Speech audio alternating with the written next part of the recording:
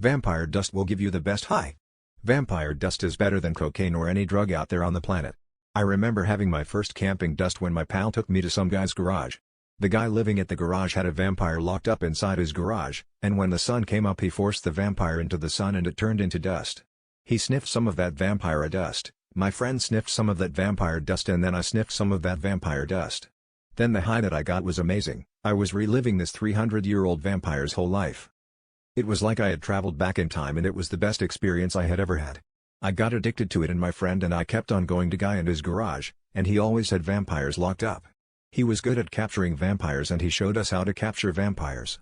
We shared sniffing vampire dusts, and wow, it was an incredible experience. No matter how old the vampire was, we would relive their whole lifespan.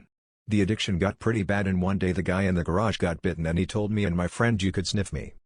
He didn't fight back and he willfully walked into the sun, and as he turned to dust, my friend and I sniffed him and we relived his whole 45 years of life. Then my addiction affected my life, where I even turned my own children and wife into vampires so that I could sniff their dusts. Then I heard of a 3,000-year-old vampire and I wanted to sniff his dusts and go back and relive all of his 3,000 years of life.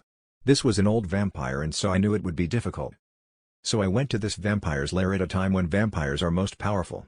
Midnight is when vampires are most powerful, and I remember when this vampire was laughing at me when I told him, "I want to take you out into the sun, and when you turn to dust, I want to sniff it up my nose and get a magnificent high." This old vampire felt weird even though it was midnight.